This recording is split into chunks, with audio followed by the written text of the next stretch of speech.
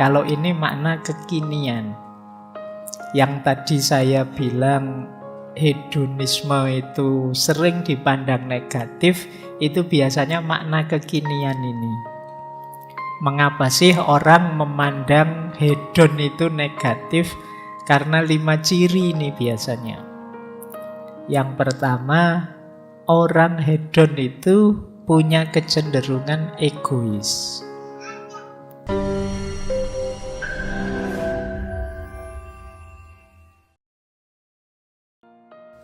Baik, kita mulai belajar. Ini malam hari ini kita belajar hedonisme. Ini rasanya istilah ini istilah yang kesannya agak negatif.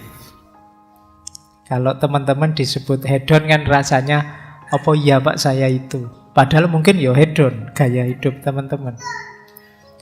Apa hedon itu mesti matre, mesti yang sifatnya hura-hura, foya-foya apa itu, atau seperti apa? Malam hari ini kita belajar ya. Bagaimana ideal yang diinginkan dari gaya hidup hedon ini. Yang dikenal kalau di filsafat namanya hedonisme. Baik, bismillah kita mulai pelajaran kita. Ini pelajaran beneran. Mungkin ada yang mahasiswa baru ya, kita latihan kuliah. Bismillah kita mulai. Hedon itu secara umum biasanya didefinisikan pandangan bahwa hidup ini untuk senang-senang. Jadi pandangan bahwa nilai yang namanya kesenangan itu yang paling penting dalam hidup ini. Jadi kalau ada orang bilang misalnya, urip pisan kok sumpek, yuk seneng-seneng yuk. Nah, itu sebenarnya ideologi semacam ini. Jadi alasannya itu disebut hedonisme itu. Kata-kata hedonisme itu ya dari bahasa Yunani, hedonismos, yang akar katanya hedon. Nah, itu kesenangan. Jadi seorang hedonis itu orang yang hidup pokoknya nyari seneng saja, tidak mau tidak seneng. Nah, dan itu nanti luas definisinya. Tidak sesederhana kita mendefinisikan bahwa ini hanya orang yang pingin foya-foya saja. Apa ada orang itu yang tidak ingin senang hidupnya? Pak, saya pingin hidup nyari susah. Kata ya tidak ada. Secara fitri orang itu ya ingin hidup itu senang. Hanya saja nanti definisinya tentang senang, jangkauan kesenangan yang dia inginkan mungkin beda. Jadi itu akar katanya. Nanti ada lawan katanya. Kalau hedonisme itu lawan katanya hedonfobia. Hedonfobia itu kebalikannya anak-anak hedon ini. Kalau hedonfobia itu orang yang takut dengan kesenangan. Mungkin ada ya orang yang kalau pas seneng-seneng dia malah khawatir. Wah, ini aku lagi seneng ini. Biasanya sebentar lagi susah ini. Karena hidup ini muter. Jadi dia tidak bisa menikmati. Waktunya bahagia dia malah sedih. Kenapa kok sedih? Pak, setelah bahagia itu kan biasanya kesedihan, Pak. Jadi saya tidak terlalu bisa menikmati seneng-seneng ini. Karena pasti nanti hasil akhirnya ya nanti sedih lagi. Yang lain ketawa dia nangis. Atau kalau ada teman-temanmu ketawa, wah kamu ketawanya keras sekali. Ingat-ingat saja nanti sebentar lagi mesti nangis. Nah, ada kan yang pakai teori itu. Ini jenis hedonfobia. Atau ada orang yang memang tidak bisa ngalami seneng. Namanya anhedonia. Anhedonia itu orang yang tidak bisa seneng. Dia tidak peka terhadap kesenangan. Jadi misalnya, sampean itu juara loh, mbok seneng tuh. Oh iya toh, juara itu harus seneng ya. Nah, itu anhedon namanya. Jadi orang yang tidak bisa ngalami seneng. Ah, ya mungkin pakai bahasa agama, mungkin orang yang sulit bersyukurnya. Hari ini mungkin banyak juga orang yang tipe-tipe anhedon ini. Jadi hidupnya isinya tiap hari mengeluh saja. Dapat kenikmatan apapun dia sambat. Ah, ini kenikmatan tidak hakiki misalnya. Ah, ini duniawi saja. Ah, ini sementara saja. Ah, ini pokoknya sambat terus. Jadi membaca hidup ini dari sudut negatif. Kebalikan ekstrimnya yang hedon. Kalau yang hedon ya moco urip iki pokoknya tujuannya seneng-seneng, ngapain sih susah-susah. Ayo seneng sajalah. Nah, itu anak-anak hedon. Baik, jadi secara definisi itu. Kategorinya nanti ada 2. Ada namanya hedonisme psikologis, ada namanya hedonisme etis. Jadi hedonisme psikologis itu punya pandangan bahwa yang mendorong manusia melakukan apapun ada 2 sebenarnya. Ingin mencari kesenangan dan menghindari ndak enak, ndak nyaman. Sebenarnya cuma itu. Teman-teman malam hari ini hadir di kajian ini, itu kan ingin mencari yang teman-teman inginkan dan membayangkan kalau sudah hadir di sini terus seneng. Jadi yang menggerakkan itu selalu saja kata hedonisme psikologis itu motif ingin senang. Teman-teman melakukan apapun itu tujuannya pasti ingin senang. Atau menghindari susah, menghindari sulit.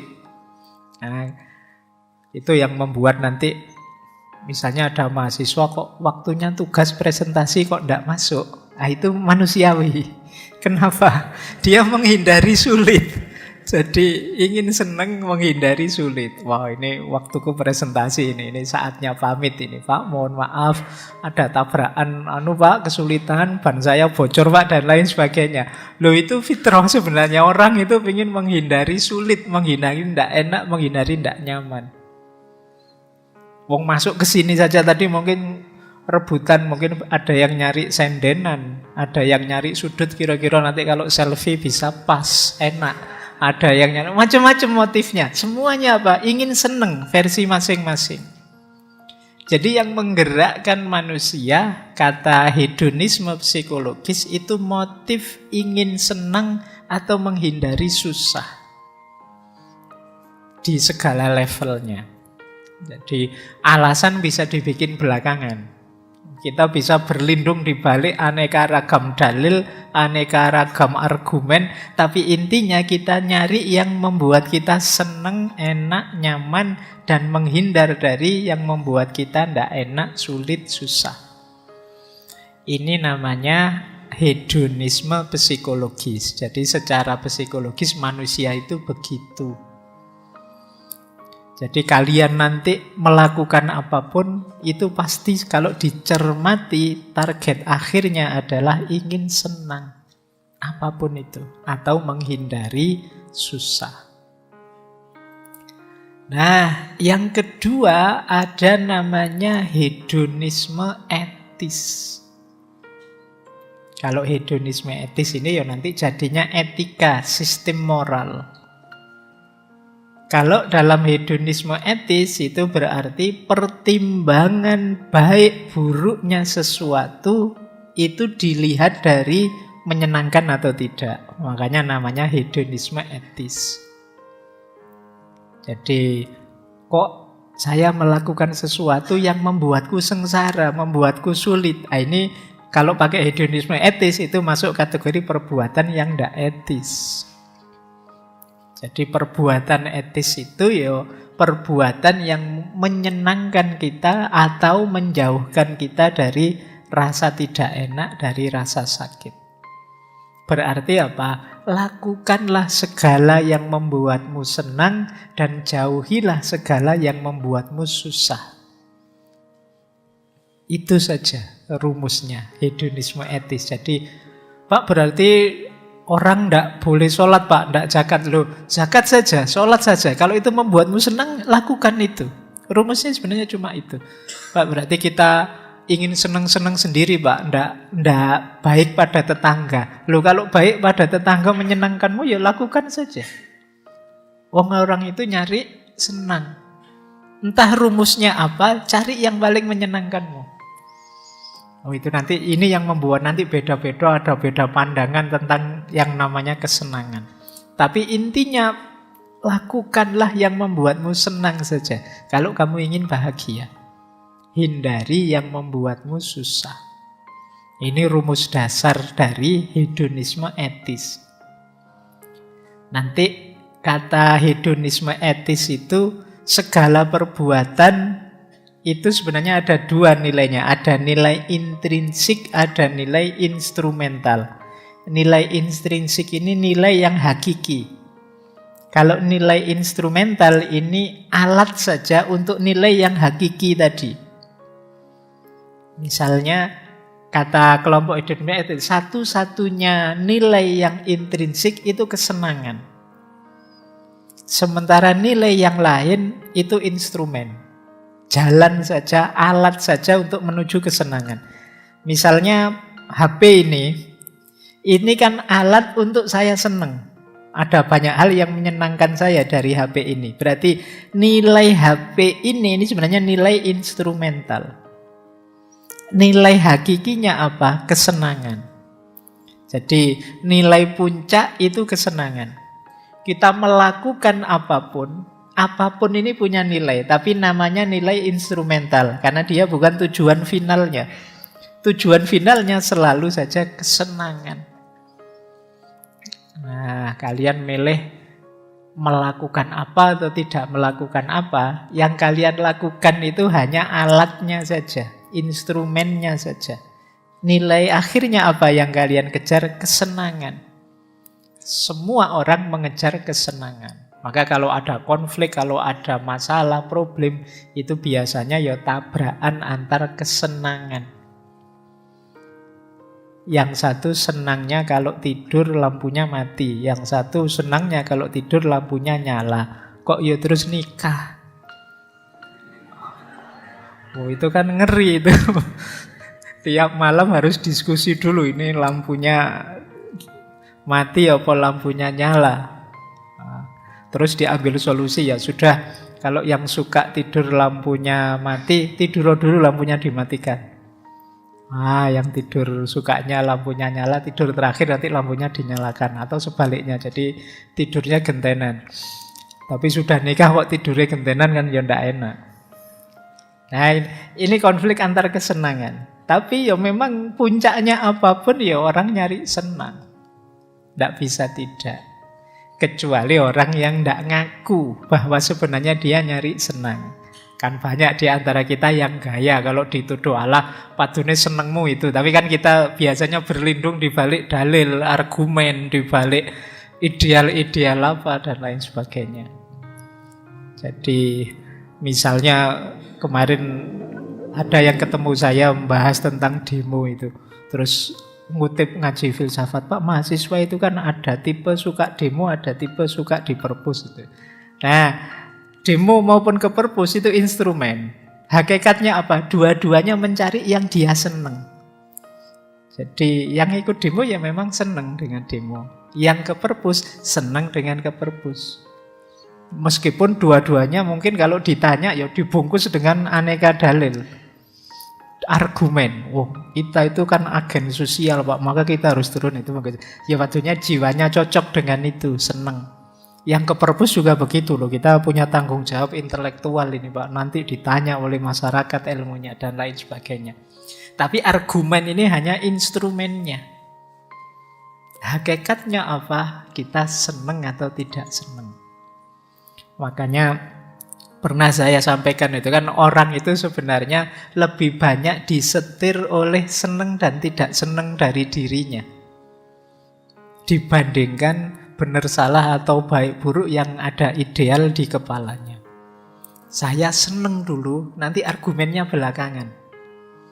Jadi saya mengidolakan PSS dulu. Nah, nanti alasannya belakangan. Meskipun bolak-balik kalah, tak carikan alasan biar kegemaranku ini terjustifikasi. Jadi ini yang dimaksud tadi ya, dasarnya orang hidup ya semua nyari seneng. Jadi ini kategori namanya hedonisme etis. Jadi bermoral tidak, etis tidaknya sesuatu itu dilihat dari menyenangkan atau tidak, membawa kita jauh dari rasa sakit atau tidak. Ukurannya dua. Kenapa begitu? Karena hedonisme psikologis. Manusia itu segala tindakannya lebih sering terdorong oleh mencari kesenangan dan menjauh dari rasa sakit. Baik, ini dasar berpikirnya ini. Lanjut. Nah, kalau tadi makna idealnya, makna etimologisnya, kalau ini makna kekinian. Yang tadi saya bilang hedonisme itu sering dipandang negatif, itu biasanya makna kekinian ini. Mengapa sih orang memandang hedon itu negatif? Karena 5 ciri ini biasanya. Yang pertama, orang hedon itu punya kecenderungan egois. Jadi egois itu pokoknya seneng, enak, nyaman menurutku. Peduli amat orang sukanya apa. Wong saya suka kok Pak dengerin musik keras-keras malam-malam asik misalnya. Kamu tidak peduli temanmu terganggu, tidak bisa belajar, tidak bisa tidur. Kamu mengikuti hedonmu saja. Misalnya temanmu HP-nya masih HP tahun 2000 dulu, tapi kamu HP-mu gonta-ganti terus. Setiap tahun kamu ganti HP terbaru, kamu tidak peduli perasaannya. Kamu kalau ngomong selalu versi HP terbaru, ini ada NFC-nya loh, ini sudah sekian ratus MP ini segala. Temenmu HP-nya tahun 2001, jadi dia tidak pernah dikeluarin HP-nya. Nah, itu kamu tidak mempertimbangkan perasaan ya, pokoknya kamu mikir dirimu saja. Bajumu gonta-ganti terus, merek terbaru terus, mahal-mahal. Temenmu beli baju aja nyari yang second misalnya. Nah ini egois, orang tidak mikir sekelilingnya. Pokoknya aku pingin seneng, itu saja. Nah, terus yang kedua yang sering dikeluhkan dengan perilaku hedon tentu saja materialisme. Kecenderungan hari ini orang hedon itu dilihat ya dia ingin nyari seneng-seneng level materi. Jadi seneng-seneng dengan uang banyak. Mobil tiap tahun ganti, HP selalu ikut yang terbaru, dan lain sebagainya. Itu level-level materi. Tas saja yang harganya sekian, bajunya 12 juta, tasnya 10 juta, kopiahnya 7 juta. Kalau ini sekali pakai itu kamu kuliah S1, S2 sampai lulus itu. Jadi sementara kamu bayar UKT-nya nunggak. Jadi ini fokusnya pada materi. Jadi materialisme. Jadi kecenderungan pemaknaan hedon, kalau ada orang kok disebut, wah kamu hedon banget ya, itu biasanya levelnya materi. Tidak mungkin kalau hari ini orang disebut hedon itu, wah kamu kesenangannya kesenangan spiritual, ya pasti tidak begitu. Selalu orang yang disebut hedon itu hari ini yang sifatnya materialistik. Kemudian yang ketiga yang disebut hedon itu biasanya konsumerisme. Jadi orang merasa eksis ketika mengkonsumsi sesuatu yang paling update, yang terbaru, yang paling elit, yang paling mewah. Nah, ini pokoknya ingin mengkonsumsi apa. Kalau di pikiran kalian, yang kalian pikirkan, Pak saya ingin ini, ingin itu, ingin ini, ingin itu. Ingin ini, itunya itu isinya hal-hal materi yang sifatnya konsumtif. Kemungkinan kalian punya bakat hedon. Ya memang kurang modal saja sayangnya. Jadi kalau ada uang mungkin kalian ngalah-ngalahi yang sekarang pamer segala macam kemewahan itu. Cuma ya terbatas saja modalnya. Jadi konsumerisme. Kalian merasa eksis kalau mengkonsumsi hal-hal yang sifatnya mewah, dipandang kelas tinggi, dari kelas sosial yang lebih tinggi, dan lain sebagainya. Jadi sehingga ketika kalian sekarang tidak ada di situ, kalian merasa hidupnya tidak ada artinya. Hidupnya, wah apa sih Pak saya ini? Motor saja keluaran tahun 95 itu pun tidak ganti-ganti sampai sekarang misalnya. Laptop saja itu beli second, itu pun ya macam-macam tambal sulamnya misalnya. Jadi kalian merasa dirimu rendah ketika tidak mengkonsumsi yang mewah, yang luxury dan lain sebagainya.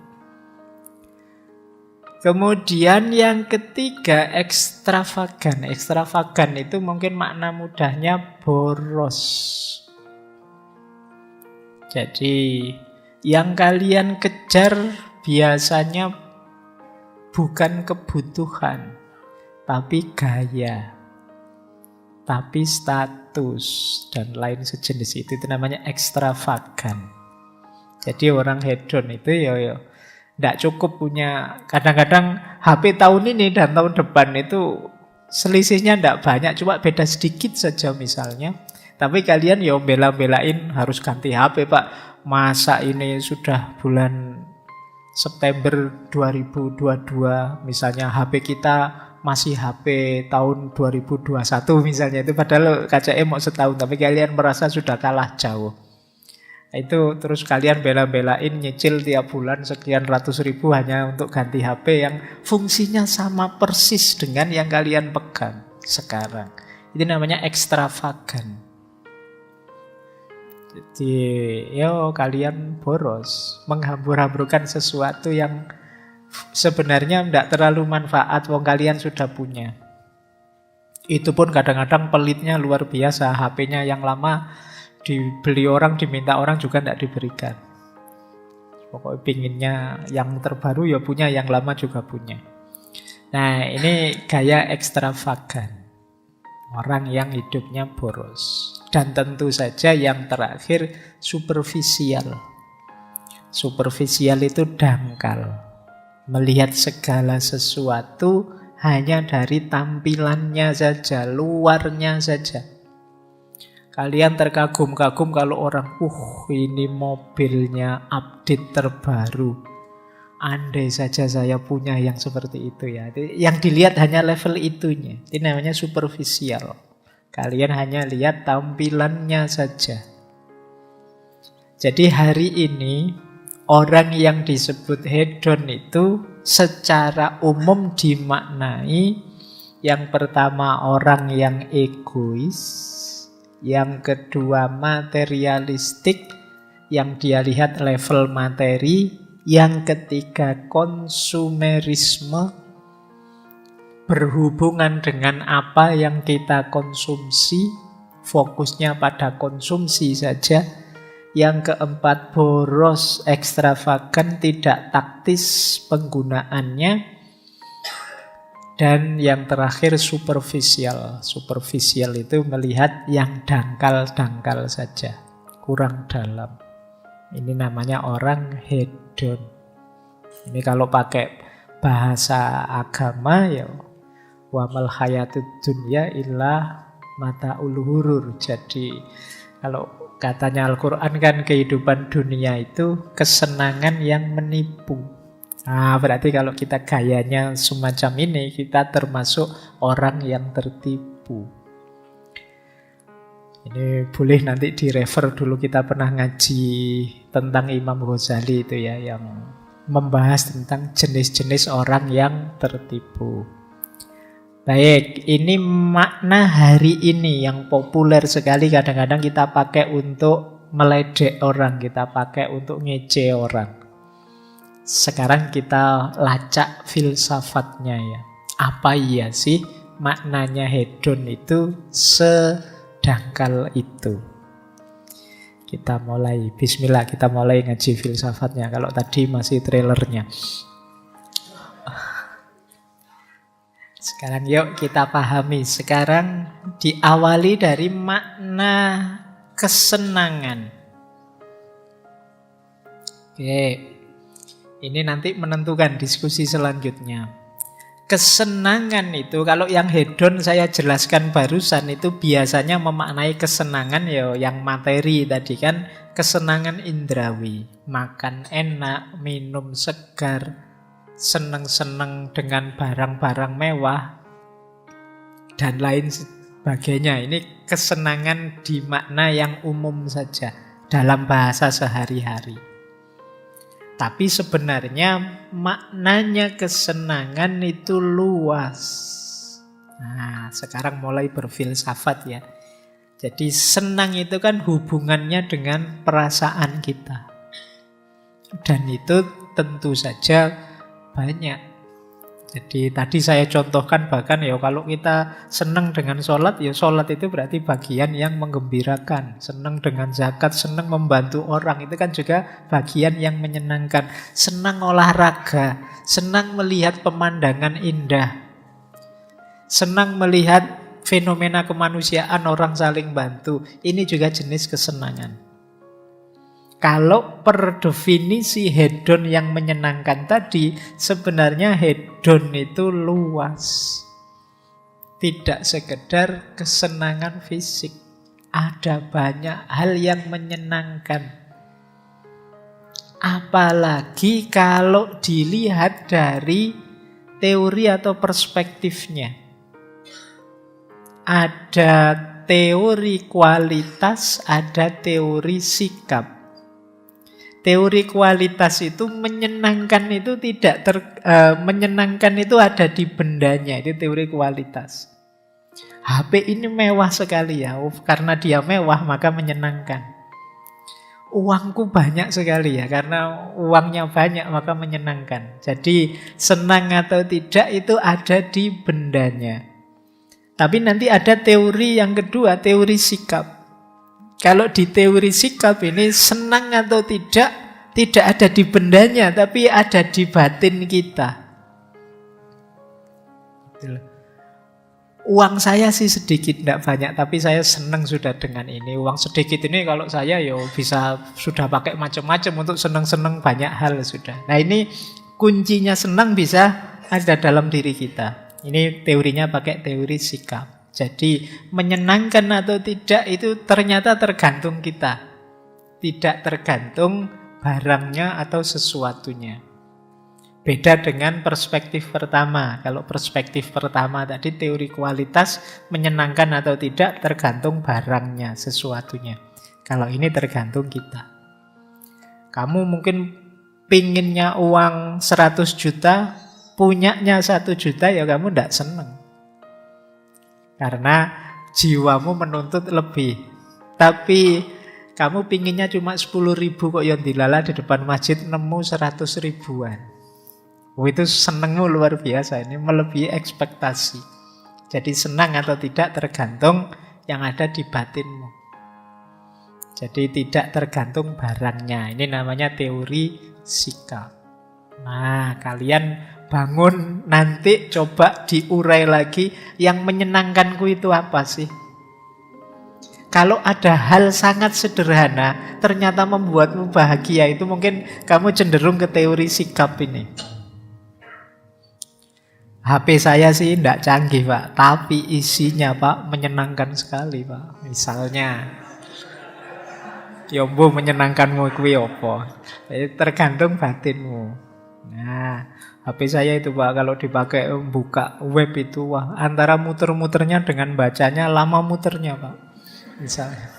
Tapi saya senang sudah dengan meskipun begitu saya sudah puas. Itu berarti ada di batinmu. Nah, nanti ada yang terletak di barangnya.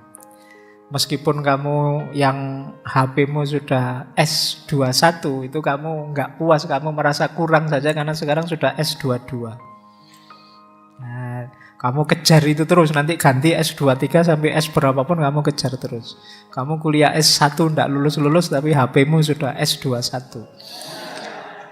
Nah, ini contoh, titik tekannya pada barangnya, tidak pada batinmu. Nah, ini teori kesenangan. Maka tadi ini bisa nanti dipakai untuk mengurai tadi, hedon tadi. Jangan-jangan pemaknaan kesenangan kita terlalu sempit. Kalau ada orang memaknai tadi, Pak, yang saya senangi ini, coba dicek. Itu terbatas pada yang materi-materi saja atau yang mewah-mewah saja, yang boros-boros, atau sebenarnya ada yang sangat sederhana saya juga suka toh, Pak. Oh, mungkin tidak termasuk hedon yang tadi. Ada makna hedon yang lain. Makanya nanti ada kategori higher hedonism dan base hedonism. Nah, jadi ada hedon kelas tinggi dan hedon kelas rendah.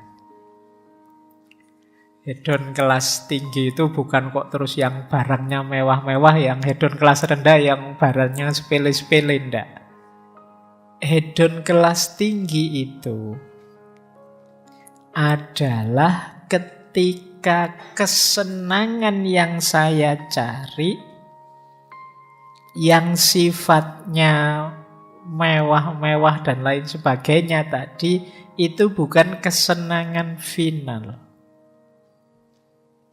Jadi masih ada kesenangan yang lebih tinggi, melampaui yang level materi. Ini namanya higher hedonism. Jadi saya mencari tujuan kesenangan, tapi senang yang tidak terbatas itu. Misalnya saya pingin sih Pak memang HP terbaru, tapi HP terbaru itu dalam rangka biar komunikasi saya jauh lebih efektif dengan orang lain. Ini namanya higher hedonism. Jadi saya pingin sih Pak punya uang banyak, tapi uang banyak itu bukan tujuan saya. Tujuan saya apa? Biar kalau saya dapat uang banyak, banyak orang yang bisa saya bantu dengan itu. Ini namanya higher hedonism. Tidak berhenti dangkal di perolehan-perolehan kesenangan yang sesaat. Tapi kesenangan yang sesaat tadi sebenarnya hanya jembatan untuk kesenangan yang lebih jauh, yang lebih luas, yang lebih esensial.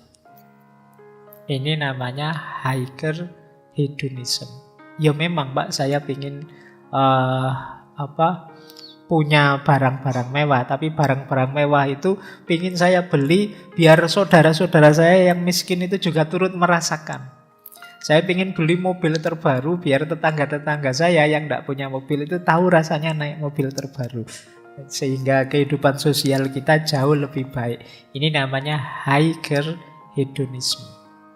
Jadi hedonisme yang lebih tinggi. Jadi tujuan-tujuan kesenangan sesaat tadi tidak jadi tujuan final, tapi ada target yang lebih tinggi. Ya benar sih Pak, saya ingin punya banyak fasilitas yang sesuai tadi. Biar apa? Biar kalau saya ibadah itu tenang Pak, sudah tidak mikir dunia lagi misalnya. Saya ingin punya mobil terbaru biar saya tidak usah lagi mikir dunia lagi, tapi sudah fokus ke Allah saja. Itu namanya higher hedonism. Saya ingin punya uang banyak terus sehingga anak cucu saya sudah terjamin dengan itu, terus saya fokus ibadah saja pada Allah. Itu namanya higher hedonism. Jadi ingin memperoleh hal-hal yang menyenangkan tadi, tapi itu bukan tujuan finalnya. Lawannya base hedonism. Kalau ini ya yang tadi, yang ciri-cirinya 5 tadi, ya memang berhenti di situ. Nah, biasanya orang itu kalau ditanya dia di higher hedonism, padahal prakteknya dia base hedonism. Kalau ditanya, kamu itu yang kamu cari kok selalu yang mewah-mewah saja. Biasanya jawabnya gaya higher ini. Oh enggak lah, saya itu mewah itu enggak segalanya sih sebenarnya. Padahal ya segalanya juga kalau dia tiap hari. Dari gayanya sebenarnya base, tapi kalau ditanya dia gayanya ada di posisi higher. Nah, tapi ya ini untuk kalian sendiri saja, jangan nuding-nuding orang. Ayo latihan, ya memang manusiawi orang itu mencari kesenangan, tapi usahakan yang higher tadi, dalam rangka kesenangan yang lebih panjang, lebih hakiki. Nanti ada urean-urean filosofisnya. Baik. Kita belajar sebentar ya. Ini informatif saja.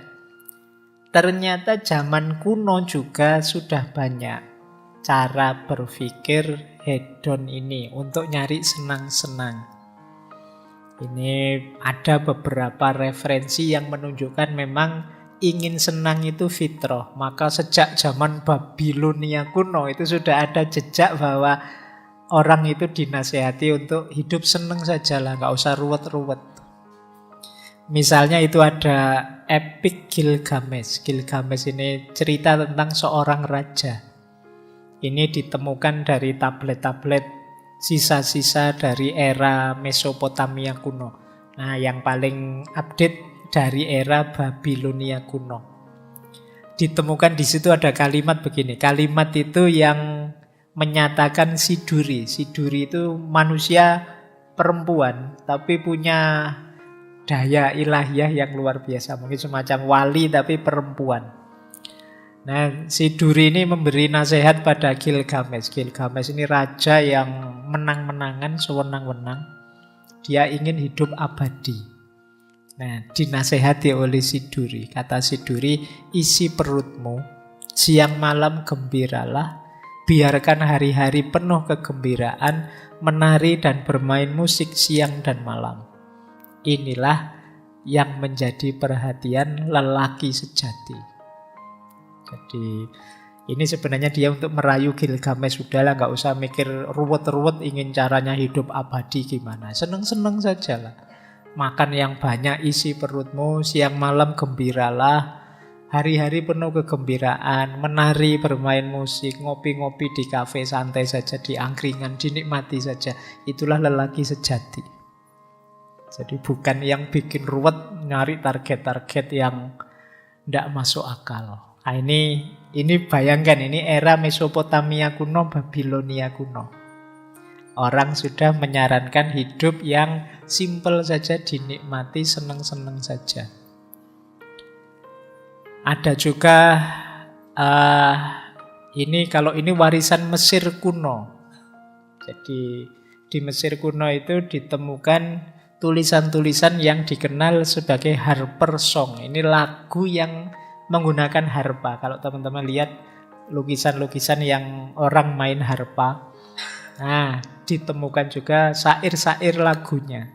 Banyak di antara syair-syair harper song itu, lagu-lagu yang pakai harpa itu mengandung unsur-unsur hedonistik. Yang ditemukan itu tidak saya bawa kalimat langsungnya, tapi isinya itu antara lain ada yang bunyinya, yuk kita seneng-seneng saja, karena kita tidak dapat memastikan apakah nanti kita di akhirat bahagia atau tidak. Ini mungkin ada yang pakai logika ini ya. Ayo seneng-seneng saja di dunia, wong di akhirat tidak mesti. Nanti ada yang bilang, loh amal saya banyak loh. Loh katanya amal itu tidak menjamin masuk surga. Jadi masuk surga tidak mesti. Jadi di akhirat nasib kita tidak jelas. Itu kalau di dunia sudah sumpek, sudah ruwet hidup kita loh, senengnya kapan? Nah, di Harper Song ini kita disindir, yuk mau hidup sekali mbok yang seneng. Yuk besok kita tidak tahu nasib kita seperti apa di akhirat. Paling tidak kan sudah pernah seneng. Kalau nanti di akhirat ya jungkir balik, disiksa malaikat, di dunia juga jungkir balik.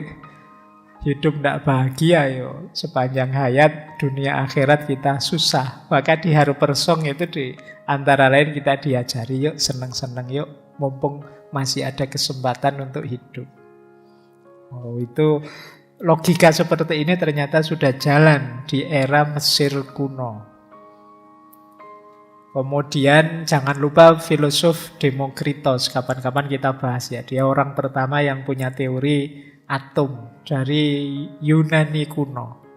Beliau juga kecenderungannya materialistik, yang menganggap bahwa tujuan hidup tertinggi itu ada dua, kepuasan dan keceriaan.